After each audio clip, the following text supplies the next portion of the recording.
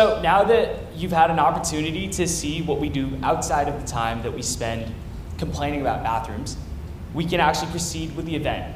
So how about we start with something that generations of SES administrators, teachers, and counselors have tried to end: toxic grade culture. Despite their best efforts, though, I think we still participate in it, and let's be honest, we pretend like it's not our fault. As a parody of Jonathan Swift's A Modest Proposal, here's Jenny to talk about how we can solve the core of toxic grade culture once and for all. Thank you.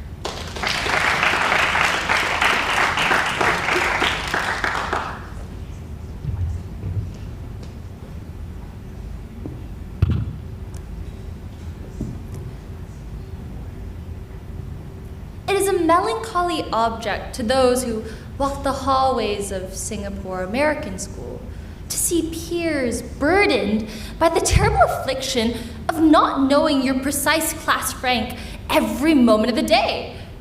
These poor, pitiful souls lack the constant reassurance of numerical superiority and wander aimlessly, unsure of their worth.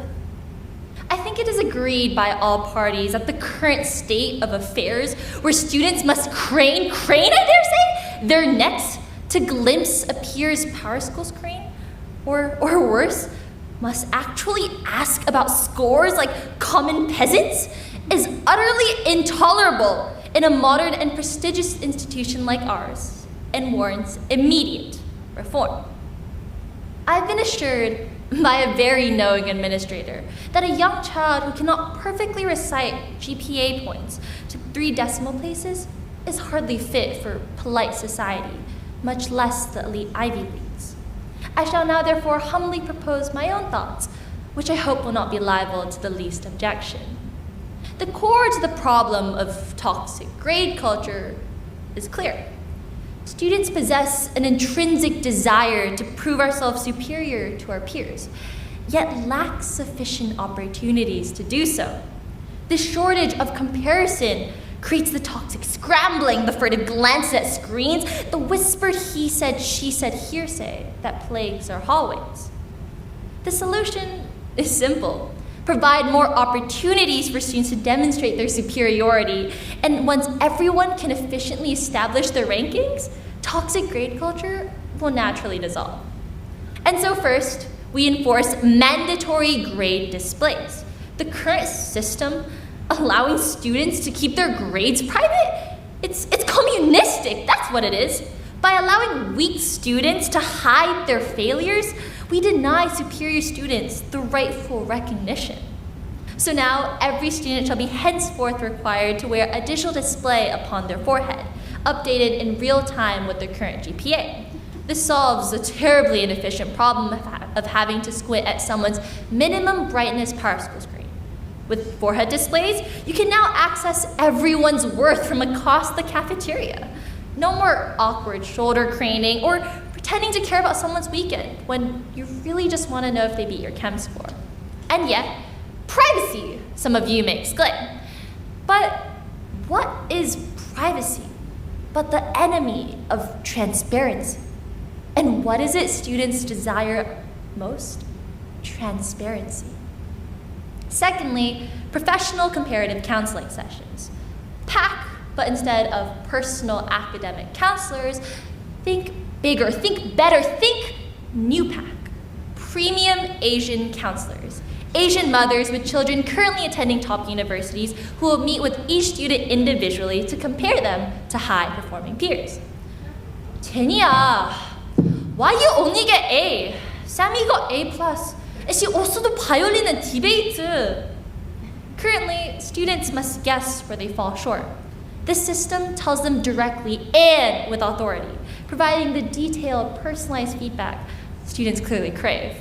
Now, students' mental health is truly supported, because what better supports mental health than knowing exactly how you measure up?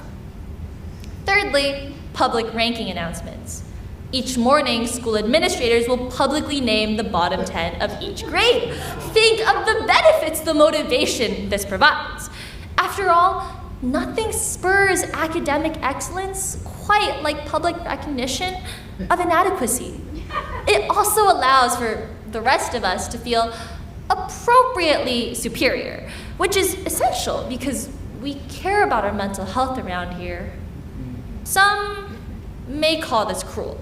To them, I say, have you considered how cruel it is to deprive high-achieving students of the recognition they deserve? These bottom feeders have clearly failed to sacrifice enough. Not enough all-nighters, not enough skipped meals, not enough tears shed. They require stronger incentives and public acknowledgement of their deficiencies. It's not cruel, it's necessary and fair. Besides, if they improve, they can certainly escape the list. It's based on a proven societal concept called societal social mobility. Last but not least, the all-nighter Olympics. Oh my, the peak of all spirit days. Since we already celebrate sleep deprivation, let's make it official. I propose an annual competition where students compete to see who can function on the least sleep. Points will be awarded for the number of consecutive all-nighters, most assignments completed running on caffeine alone, and the lowest amount of sleep over finals week. Winners receive bragging rights, likely a dozen of stress-induced illnesses, and best of all, Eddie Cup points. I can now think of no other objection that can be possibly raised about this proposal, unless it is that the number of students in our school would thereby be somewhat lessened.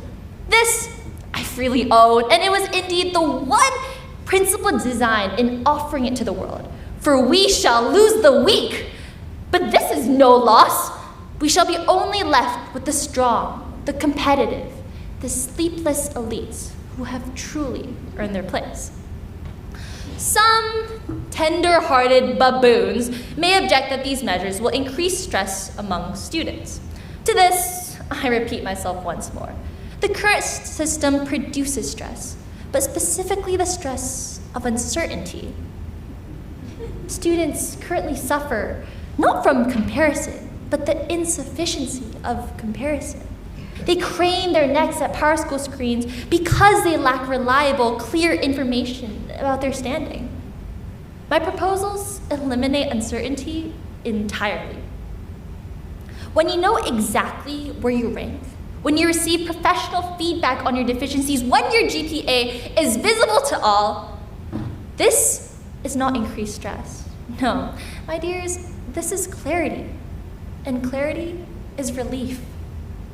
I profess in the sincerity of my heart that I have not the least personal interest in endeavoring to promote this necessary work, other than the necessary validation I deserve and the warm affirmation that I truly am the best.